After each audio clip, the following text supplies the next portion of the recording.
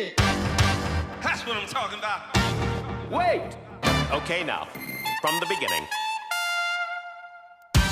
Welcome to BS, Beyond Stereotypes, a podcast about lawyers using their authentic voices to change the world. Before you even get to the initiatives and the strategies and the mentoring programs and the work assignments, do you actually have a culture that is accepting of difference? Or do you have a culture that says to people, unless you assimilate into this particular box, you will not succeed here? And then more importantly, are you training your partners, your managers, everyone to work with that? I tell folks, conflict isn't a bad word, y'all. Conflict, we grow out of conflict. You're never going to change if you don't have conflict. The problem isn't that we are in conflict. The problem is we don't like being uncomfortable. We don't like the tension. We don't like having to resolve things. We definitely don't like listening to each other and perspectives that are hard to understand. But if you really want all of those amazing benefits of diversity, you gotta let people be diverse. You gotta let us use our culture and our communication and our differences and the way we work with clients and build teams, and let us change the way work has always been done. Else, what are you even doing? Because all you're doing is paying lip service to this and nothing will change.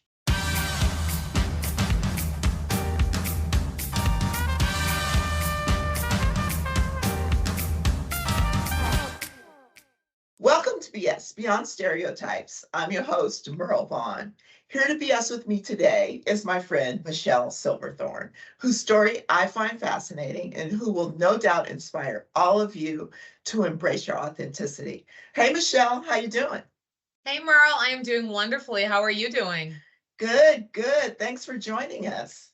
Oh, it's my pleasure. I love talking with you. We have known each other such a long time. So it's always a pleasure to talk with you, and I enjoy listening to the podcast, and I'm happy to be here. Yeah, so where are you? You're always out and about and, on planes and in different countries and all that. Where are you today? I am always on planes. Now I am in Ann Arbor. So my family and I moved to Ann Arbor in Michigan last August. And so we've been here for a year. We lived in Chicago before that, and then in a very tiny town in Michigan after that. And so we've been here for a year, and it's been great. It's a great college town. It's where I went to law school. And so in about 1 month, I'm having all of my entire 2008 classes having our 15th, oh my goodness, our 15th reunion here in Ann Arbor. So we'll get to see all of our friends here, and we don't have to leave home for our college reunion. It's great. It's here. It's fantastic.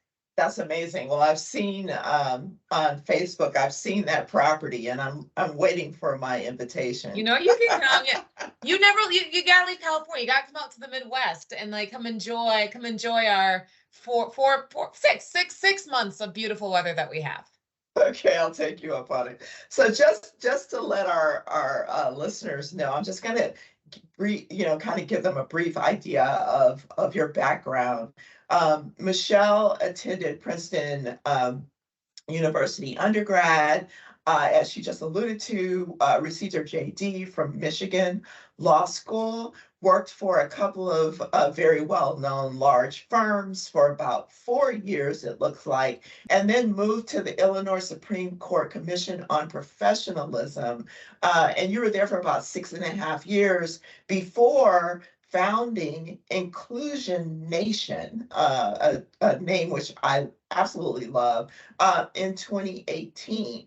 Michelle is a badass keynote speaker, an author, and an overall DEIB thought leader. Michelle, did I leave anything out?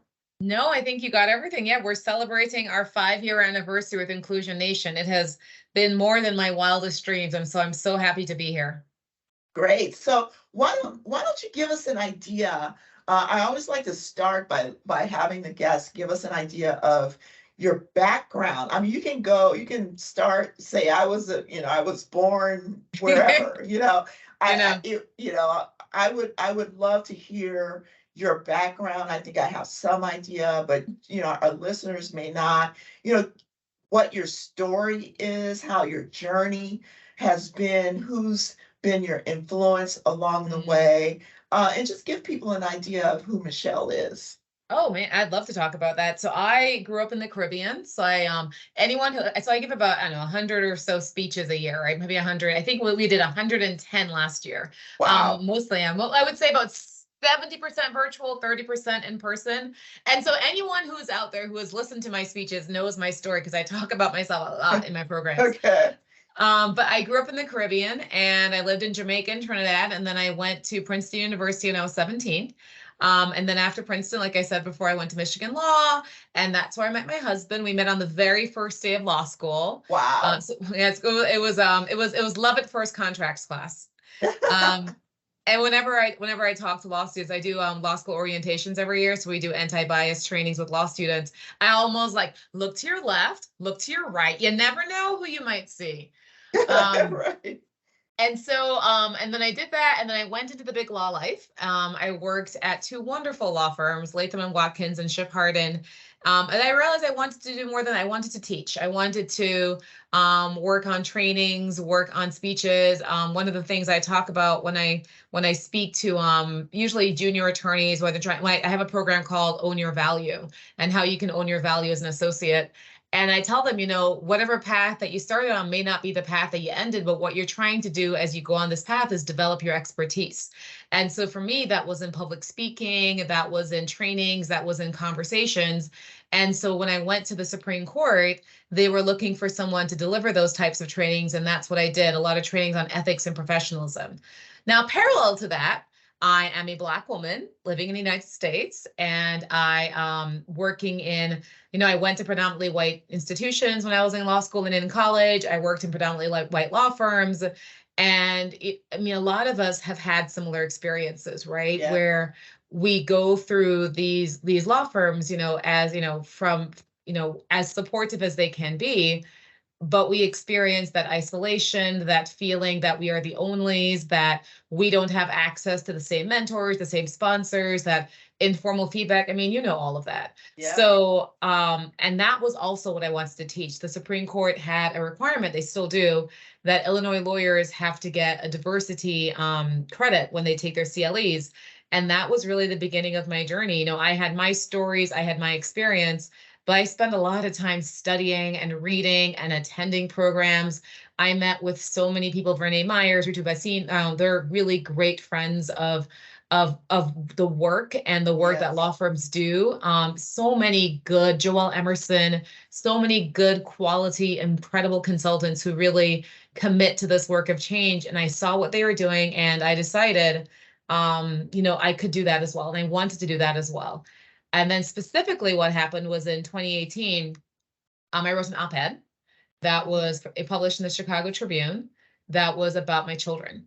And it was, my husband is white and I'm Black. And it was an op-ed all about being called a nanny to my children, living on the north side of Chicago in a very white neighborhood. And they would always assume that this Black woman here who had her two biracial kids in the playground was the nanny. And it was a very popular op-ed. People still talk to me about this article that they've read. But that led to a TED Talk, and that TED Talk led to a book deal. And concurrent with all of that was I went to this conference, and it was all women who had started their own organizations, their own companies. It was a political action group, but it was all women who had started their own companies, and maybe about 150 of them. And I looked at these women in this community and I said, I could do this. I can do this. And I even have more of a safety net than a lot of these women do, and they're doing this. So why can't I? And that was why 5 years ago, I decided to launch Inclusion Nation. And through the many, and Merle, this, trials and tribulations of DEI over the last 5 years, we have been here, we have been strong, and we have really, truly phenomenal clients. 30-40%, I would say, are law firms and legal departments, but then the other 60% are just everybody. It's all my law firm, their clients who all bring me in and they hire me. It's Hollywood studios, it's book publishers, it's banks and insurance companies, and it's people who are really committing to this work of change. And I just love doing this work. I love every single second of what I do. I love that. And we're going to get to the current events within this podcast, because I can't wait to hear your take and have that conversation with you. Now, what was it like to grow up in the Caribbean and then show up at Princeton? Because, my daughter went to Yale. We took her to see Princeton. She actually wanted to go to Princeton. We knew she wasn't going to get in. She wasn't a Princeton kid. But it's I've been there, so I know it had to be somewhat of, I'm assuming it had to be somewhat of a culture shock for you. Yeah. Yeah, actually next week I am delivering a program for the Princeton alumni officers, the ones who run all the different alumni years at Princeton. Because y'all, Princeton is all about their alumni, and they get their alumni involved because they need to raise those funds. Right. It's a really great community. But I remember going there, and Jamaica, I believe, and don't quote me on these numbers, I think Jamaica is 95% Black. And then Mhm. my mom is from Trinidad, which is an incredibly ethnically religious, diverse country. You know, it's Muslims and Hindus and lots of varied, and Christians, and lots of very different cultures and races and backgrounds. And then to come from that to go to Princeton, which what I loved about what my experience at Princeton was, before I even got on campus, we had an orientation program. And I love that law schools do it now for international students. And now they have a lot of like minority access programs now, and marginalized community programs, and first gen programs, pre-orientation programs, just to equip you for the experience of now you are the minority. And that is, I mean, for someone who has never ever been the minority in her entire 17 years of her life, that was just eye-opening. And I think, and I've talked with other West Indians about this, a lot of my friends who do talk about race in the States, now, Elizabeth Leyba is a really good example because she has a fantastic book called I'm Not Yelling, A Black Woman's Guide to the Workplace. And she talks about that experience of being in the majority and then coming and being in the minority, Yeah. and seeing how, the code switching and recognizing that people look at you and they see a bias and they see a stereotype and they have prejudicial thoughts that you have zero control over. And frankly, you weren't even aware that they had because you didn't grow up here, and learning all of that on the fly. I loved Princeton. I loved my experience there. And part of the reason I wrote my book and I do this work is I want people to understand you do have assumptions of what other people are able to do, what they think, who they are, where they came from. And we all do. And especially if you are in a majority group, you have that ability to make someone either feel included or excluded. And that's it. So what is your choice? You can either stick with the people who you know and who make you feel comfortable, or you can continually reach out and include someone else. And then that's just the start. We can also talk about equity after that. But that was my experience at Princeton and at Michigan. And then even, as I go through my life living again in, a lot of predominantly white spaces in America, trying to learn how to navigate that as being a Black woman and being a Black woman immigrant. Right. It's interesting. Was born in Oklahoma. I'm from the United States, but I grew up in Compton, which, was a very similar experience to your being, Compton was probably 95% Black, if not more. And then I went to USC when I was 16 and and lived on campus. And so and we didn't have a program like that, but I'm also a lot more mature than you, and so it's really good to hear that those kind of programs exist. And even when I went to Berkeley for law school, there was a program before that they had for folks before it started, but it was less about how are you going to fit in, and to help people understand that it was going to be different, and it felt more like it was some kind of you're not prepared. Let's help. I forget what the word is that they use for that, but like you're not going to be on the same level, educationally or intellectually. And that, of course, was BS. But it sounds like things have come a long way, so I'm really glad to hear that.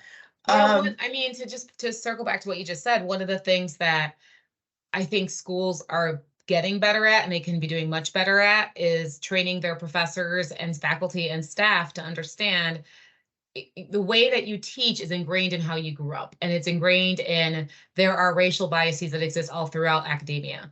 And so what are your own biases? What are your own assumptions?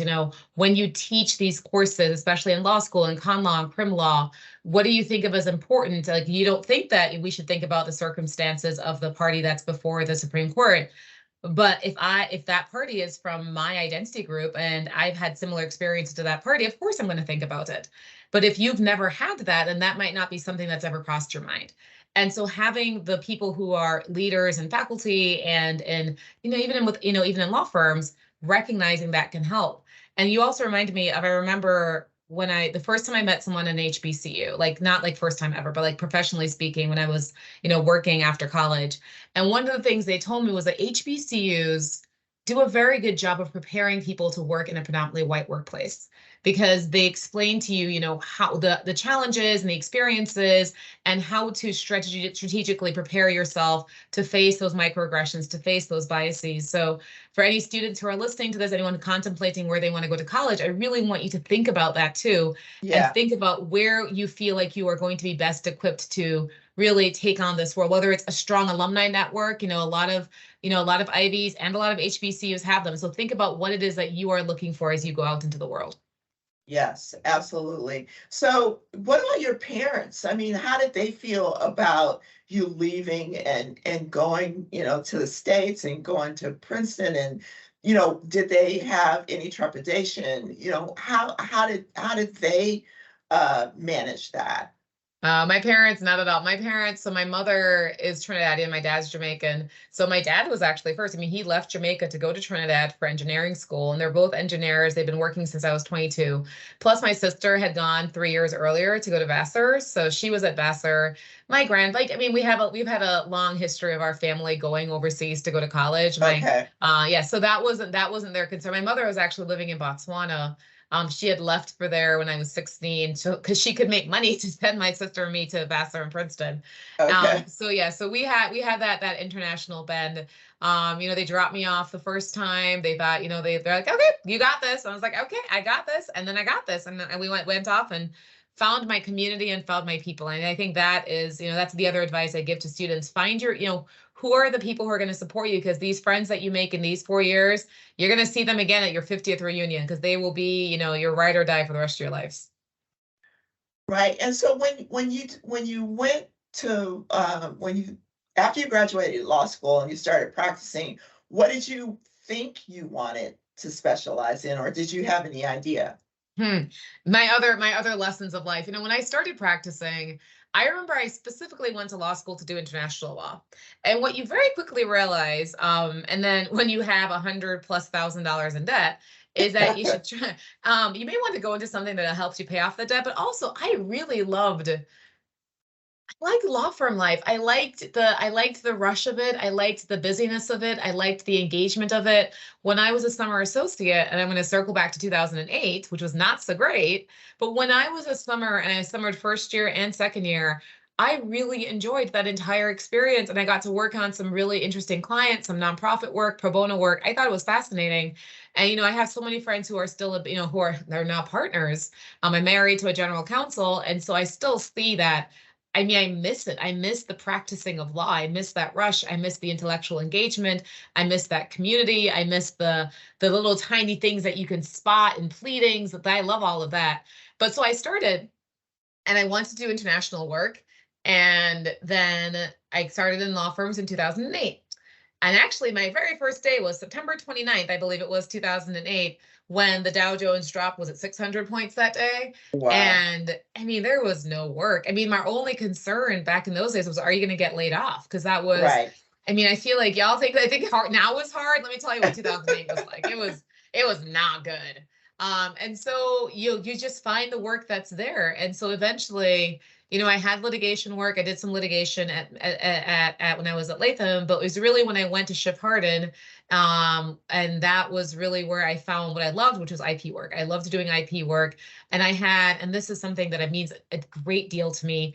I had a phenomenal mentor, a phenomenal sponsor, a white male partner who took me under his wing and made sure I got the work to succeed, trained me, taught me everything I knew. He was great. And when I talk about sponsors and mentors, I always think about him. And when I had to tell him I was leaving to go to the Supreme Court, I was in tears, because I knew how much work he had put in to make sure that I had the right access and the work that was there for me. And I really appreciated that.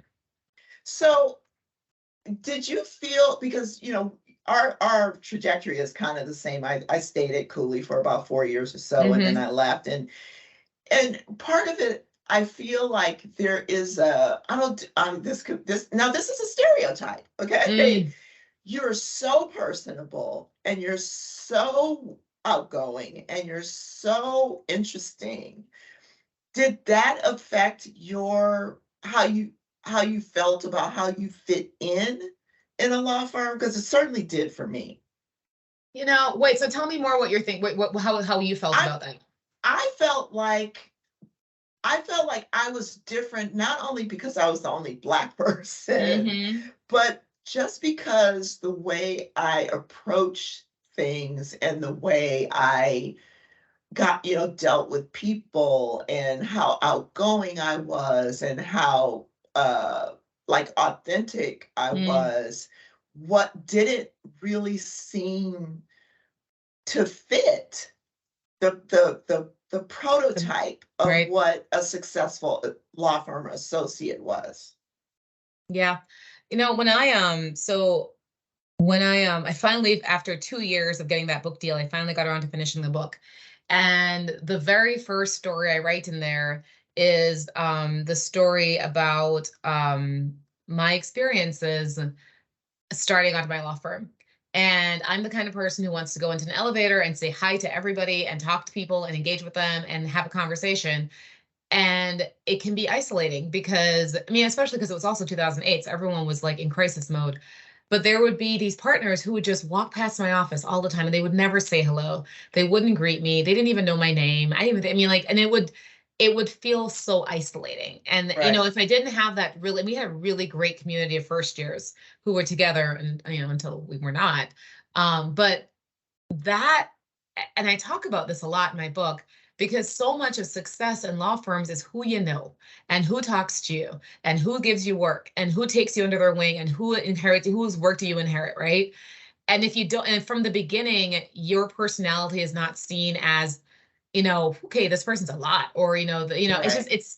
it's hard. But for me, because lawyers can be as, I want to say introverted, extrovert, because I think that's a limitation, but lawyers kind of like to sit down at their desk and work behind their computers for 9 hours a day and then get Right. up at the end of the day and go home, or in their Zoom screens or whatever.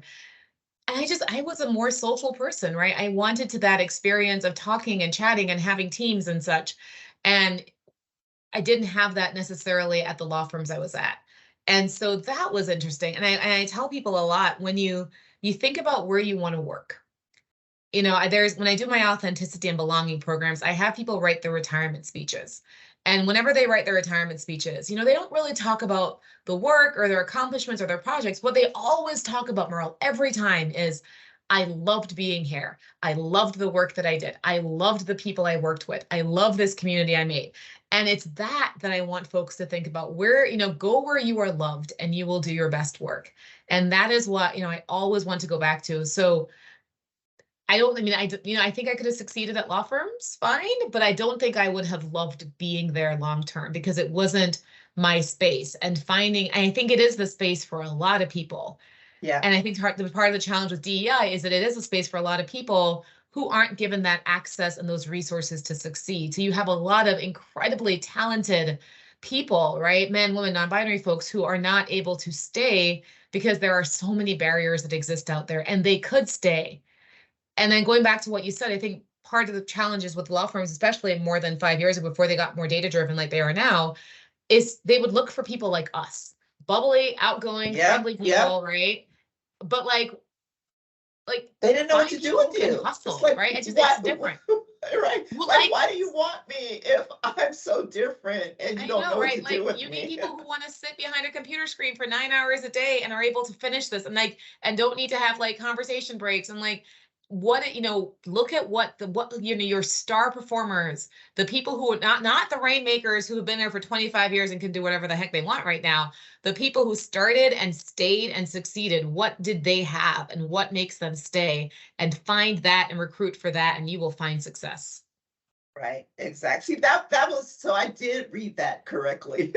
Yeah. I think, and it's, especially when you're young, which, coming out of law school, you're fairly young, and you're a member of a underrepresented demographic, there's this thing also where it, at least for me, it was hard to figure out whether how much of it was personal Mm, and how much of it was just this is the way it is. mm-hmm. And when you're from, like me, when you're from Compton, and I didn't have like international, travels and all that. I didn't even know what a bagel was until I got to Mm, college, so I had never had Chinese food until I went to USC. So when you don't have those kind of life experiences, and you're confronted with certain things, it's hard not to take it personally, mm-hmm. and to just feel like, okay, I don't belong, and this isn't going to work, and I probably need to leave. Once I became a recruiter and had years under my belt, I've taught so many people of color off the ledge, and talk them into staying at their firms Right. by telling them it's not personal. Yeah. People are getting treated like this who don't look like you. You know, uh, but it took years for me to understand that. Mm-hmm.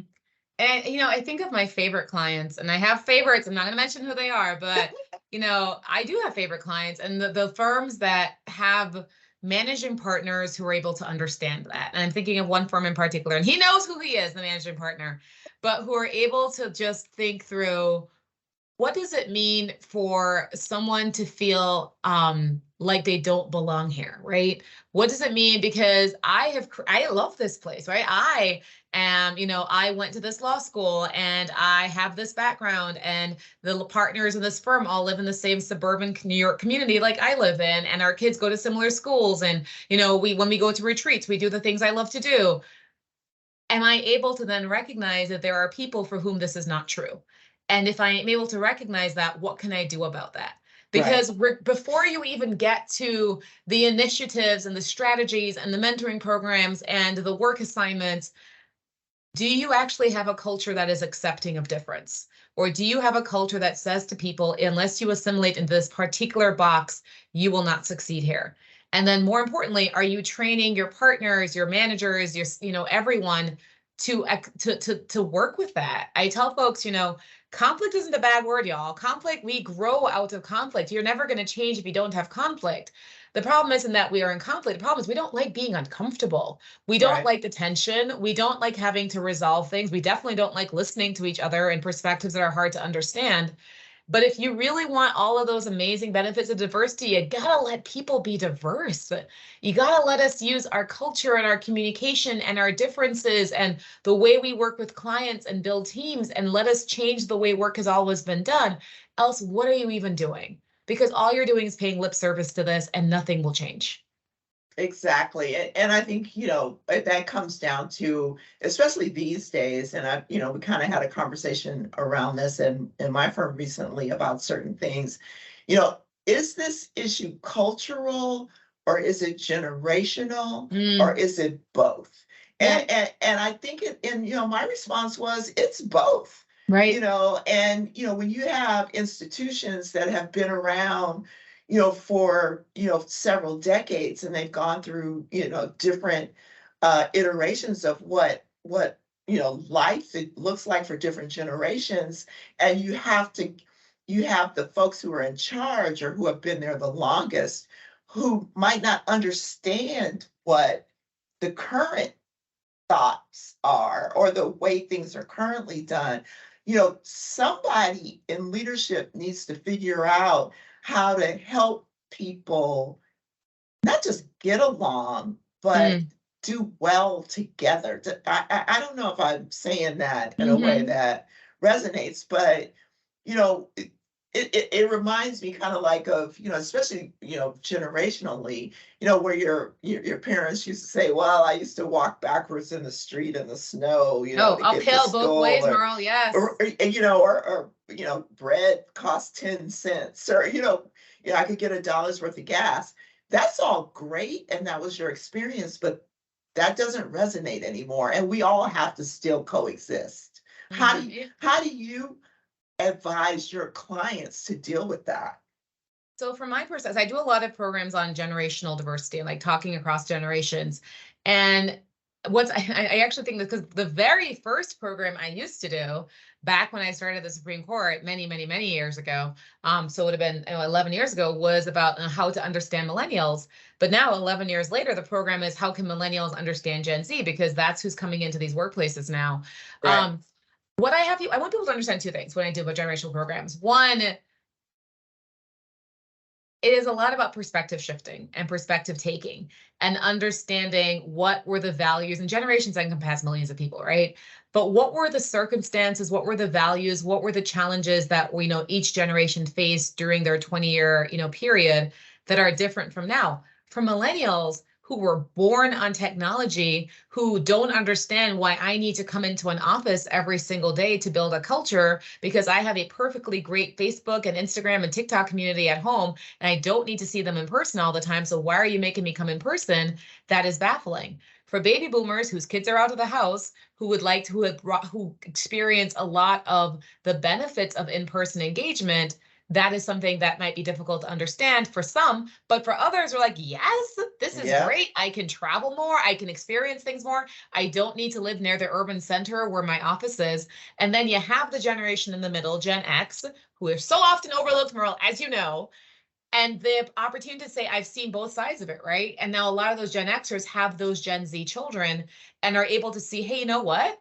When you sit in front of a screen all day by yourself, I saw what happened during the pandemic, and we see what happened when those kids went back to school, that the anti-socialization that happens, the experiences of being isolated, there are people who want that in-person engagement. And so you have all these experiences. Now, who do you have navigating that? Do you have someone who's able to say, okay, as your executive committee, I'm understanding all of these different opportunities and perspectives. Let me design, or like, for example, a return to office plan that incorporates that. Or when you can't understand why this 25-year-old is getting you a document that you said you needed by the end of the day, and they're giving it to you at 1 o'clock in the morning, where are those expectations? Or they keep on talking about how they need to manage their well-being and you don't get that. But let me tell you something, 30 years ago, you were probably saying the same thing, right? Exactly. So it's all about really having that perspective of where are you in their career? Where am I? What's interesting, I would say, I get a lot of most of my programs are about bias and communicate across differences, allyship. But one program that I've been getting a lot of traction recently is on how can you share with these young people, this is literally the ask, that they need to hustle for work. Like, why don't they understand that they have to go out there and ask for it and make it happen and go out there and make themselves visible? And I'm like, well, because they started, 3 years ago when the work was endless, when they barely had to do anything, when they were being overworked all the time. And now, things have slowed down a lot. And you're telling me you don't know why they don't hustle for work? It's because they never had to, and they were never trained to do it. So again, it's all about taking those different perspectives and figuring out when someone was started, what their experiences were, and what has changed for them over those years. Well, and then you have to throw on a layer of what is their lived experience, Yep. what is happening for them in their life. I mean, for at least for me, and I'm sure for you too, you're exhausted about, what's going on for, how Black people and others are being attacked right now, and so that's just a whole another layer. Not that it didn't exist before, but it was never just in your face like it is now, of wanting to turn back the clock on advances that we've been able to live through and take advantage of. And so it's just multi layers of stuff that people, that leaders, I think, are responsible for acknowledging and understanding it and trying to deal with. I think, especially there's when I talk about well-being, there's a scenario I like to use, which is about an associate, and I can name him whatever I want. But when I name him Marcus, and I talk about what Marcus is experiencing because he feels overworked, he feels like everyone's always relying on him to deliver work to them. And then also, he's experienced, he looks at the news and he experiences racial trauma. And one of the questions I get asked is, Michelle, I don't understand that, and I've never been through it, or I don't know what to say to him. And I feel like we need to have more empathy building, right? I Yeah, think yeah, part of the work of inclusion is just, y'all, we gotta recognize that all of us are human beings, and kindness and compassion go a long way. And if you don't understand what Marcus is going through, okay, but I'm sure you have experienced sorrow and grief in your life. And how would you like someone to respond to you when that experience happens? I mean, maybe there are some of you who just want to keep your heads down and get to work, fine. Maybe there are some of you who need the day off and take some time off to experience it, that's fine. But you understand that there is grief that is happening and there is trauma that is being experienced.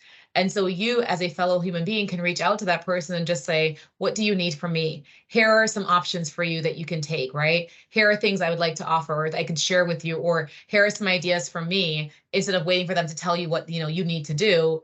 And if they say yes, great. If they say no, fine. But you've reached out in empathy and in compassion and in kindness. And inclusion, equity is hard. Diversity is, I mean, you can recruit as many diverse people as you want, bring them in. if you And can't keep equity is them, changing those systems, but yeah, inclusion is about creating a place where people want to stay. And that's what I want all exactly. of my clients to do. Exactly. And the other thing, and then we'll move on, the other thing that I think is key is that with, you know, the younger generations, even, millennials, because my daughter's a millennial, I think because they grew up in kind of the Me Too movement, it became okay to talk about your trauma, to talk Mm, about, what's going on, to talk about, you need therapy, or I'm taking therapy, or I'm, on the spectrum, or I'm this or that. And my generation would never want anybody to know any about that. You were hiding everything for fear that somebody would use it as a bias against you, and you might get fired or you might lose your job. Younger people aren't afraid of that at all. And on the one hand, I'm kind of like, oh, how can they put that out there? How can they say that? But on the other hand, I'm like, good for them. yeah. Good for them for not holding in these things that are going to give them baggage. The emotional baggage that I carry around because I felt like I couldn't say anything. Clearly, I've gotten over it and worked through it. But it took me a lot longer than folks are now. And I just think it's a very interesting, when you talk about a melting pot, not only do we Mm. have a melting pot of diversity and demographics and all that, but we have a melting pot of generations that is very interesting right now. And what I think is also, we talk about race a lot in the workplace, but the experiences of racism across generations is also different, right? Yeah, yeah, And the reactions to racism across generations is different. Whether, oh, you should sit down, get your work done, you should ignore it, you should raise it up, you should deny that it happened, you should accept that it happened, you should speak out because it happened. I mean, it's the same thing with sexism. A lot of whether we share and how we share and to whom we share it with has changed a lot over the generations. And that's part of, I feel like there's like level 7 is like, how do we recognize that, across, like, throughout our different racial and identity groups that we have. yes. Okay, so let's get back to stereotypes. Mm, What stereotypes do you feel that people make about you? yeah. And why? And are they right or are they wrong? I think that they're both. So I loved what Chimamanda Ngozi Adichie says about stereotypes in her TED Talk, and I cite it in my book a lot, which is, the thing about stereotypes is not that they're all untrue. Some of them can be true, but that they're all incomplete stories about people, right? They're not telling someone the entire story of themselves. So if you look at me and you say, okay, she's a Black woman. Okay, so she's probably really angry all the time, or, she probably won't be very friendly. Because so there's another part I do in my programs is, for the belonging programs, I do 3 questions, right? Who are you? And you have to respond with 3 different answers. I'm a mom, I'm an attorney, I'm an immigrant. What do people assume about you? And you said you have 2 answers, like, what are the stereotypes people have of you? And then the third question is, what is it that you want people to know about you? It's a Yeah, very powerful exercise. But whenever I do it with Black women, those are the 2 answers that always come up for the stereotypes. People think I'm angry, And Which people are think, yeah, and it all the time. I'm angry and I'm sharp I'm no BS and I take no prisoners and all that stuff. And they don't see the empathy and the compassion and the kindness and my investment in the community and things like that. Or they avoid eye contact with me, or they don't think I went to Taylor Swift concert, which I did. I also went to Beyonce concert. I have thoughts. They were both fantastic. So when it comes to stereotypes, those the story I tell all the time in my TED Talk, the people who thought I was the nanny to my children. Right. I think that's how stereotypes work. And then there's the darker ones, which is she's not as competent, or she doesn't really know her stuff. I'm a public speaker, right? I go on the speaking circuit all the time. And I see all of these other public speakers. And in the speaking circuit, I'm not sure how familiar your audience is, but I'm sure you are. It is about 99% white men. And then there's me. And so there's a lot of, she probably isn't going to have that, there's always the second guessing of me, especially when it's people I've never worked with before. Is she going to be able to engage the audience as well as this speaker would? Does she come across as commanding or confident as that, other, male speaker would? And so you're already having to battle those assumptions that people make of you, in addition to just knowing that your stuff and you're good at your stuff. But now have these assumptions that come in that you're not as competent, you're not as smart, you're not as good, just because of the color of your skin and the fact that you're a woman. Right. And you're also, from my, I've seen you speak at Reed Smith's partner retreat. Oh, love that. And and you're also very authentic. And so, how has your authenticity made a difference in your personal and professional life? Oh, it's made all the difference. It's made all the difference because I started this company. It makes two reasons it makes a difference. One, it makes a difference because I get to hire people who, now that I know who I am, I know what my skill sets are, I get to hire people in my company who complement them and conflict with them, because I need someone who doesn't always agree with me. I need people who are willing to recognize and see past things that I can't do. But I'm also not having to wear a mask all the time, right? When I have my calls with the clients, I don't do any outreach other than I have a website and I do social media, right? People find me and they want to work with me. And because they know who I am, so I don't have to do any kind of BS. I can just be like, hey, this is who I am. I am this person, and this is who I'm going to bring to your organization. I'm going to do customize and design something that works for you. But at the end of the day, this is who you see. And that's wonderful.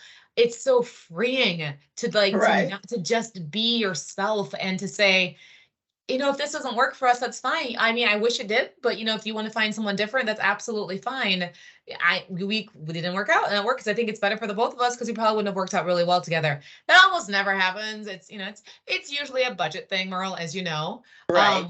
But it's just so freeing to be allowed to.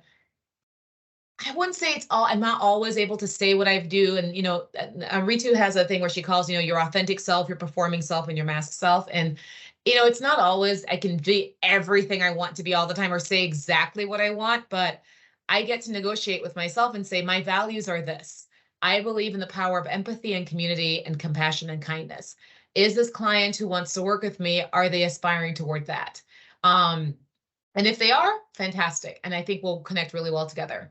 And if they aren't, do I think that if I work with them, I will be putting aside my authentic self too much to really, I would mourn it. I would grieve that. I would feel like I'm not achieving something.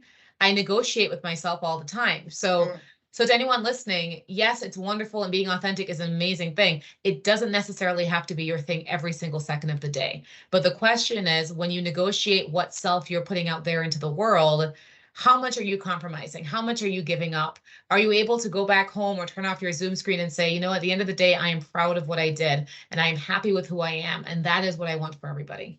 Exactly. Amen. So let's talk a little bit about current events.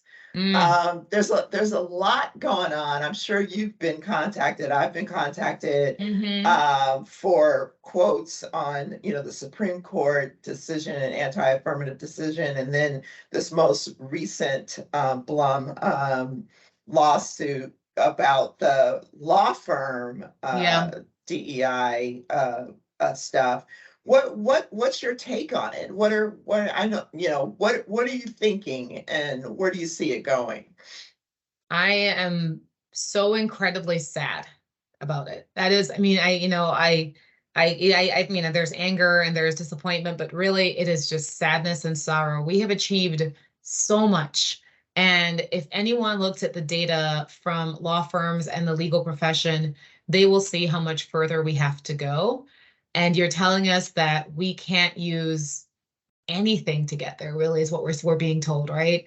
Because we need to get there, because we work in this world where we want to make sure that, honestly, the profession that has given us more lawyers, more presidents, more congressmen, more senators, more leaders at every level should reflect the country, and it should reflect this country that we are in. So I don't know how more of a compelling reason that you need for diversity than that, right? This is who we are. And that there is just such, it's like, do we not understand the difference between remedying discrimination and discrimination itself? You can have the discrimination, but then how are you going to fix it? Like, what is this other magical solution that you are coming up with? Because I got to tell you, this is the solution and it works. It's been working and we can keep on perfecting it. So that is, I mean, that's why it makes me sad. It's an awful thing to watch, and it's an awful thing to experience. And then to have to talk to these students who are just terrified about, their future employers and places that they choose, not saying anything, not speaking up, because they are so scared of being sued. And they are so scared of what might happen to them if they do. And all these fantastic people who were so brave when George Floyd was murdered and said, okay, we are committing to this and this and this. And now y'all are stepping back. So what happened to that courage and that bravery and that risk taking? Now we're just like, nah, it's okay. We'll wash our hands, because you know what? It's also a recession. And guess what? We can cut initiatives and cut programs in a recession. So it's not really a recession, but like, you see my point, like things are slowing down. So I don't know, Merle. I don't know what I don't know what's going to happen next. I think the lawsuits will keep coming. And at some point you have to decide, do you want to fight them, or do you want to keep retreating, or do you want to create a space where this incredible community of law firms and legal departments who have worked so hard to design inclusive spaces can come up with strategies to counter them? And that is what I know a lot of them are doing right now. Exactly. And what's interesting is that it really isn't, it's not people who are coming up with solutions to do it a different way. I believe that it's just people, well, first of all, it's, people who want to make a name for themselves, and, just in a contrary way, right? But also it's fear. There's fear of losing power, of not being supreme, reigning supreme anymore as a group. And it's not, I don't think it's the majority of people. I don't think it's a lot of people, but it's people who are rabid and who are willing to speak loudly, and by any means necessary. It's people. I think it's like people using the race card and whining about race, who are not. It's a flip. It really has flipped. I worry that, if we keep retreating, and then what goes next, right? I'm in an interracial marriage. Is that what goes next? Is LGBTQ rights go next? Like, do we have all these lovely insurance for any couple, same-sex couples, then does that go next? Yeah. Because we're at what point do you stop retreating and you draw a line and say, I will retreat no further? And I don't know what that line is, but I'm going to tell y'all it's going to come soon. And it's going to have to, that's going to come, and then we're going to decide what we're going to do next. I'm an immigrant, as you know, and I'm always hopeful that I live in a country that is always going to progress toward equality for everyone. And I want to continue seeing that.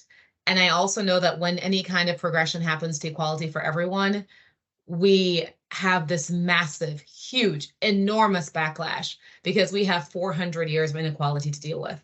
And it feels like it is being taken away from some folks. And so what I always want to see is What is your line in this? Like, where are you going to stand up? Where are you going to be Right. when someone comes for your group?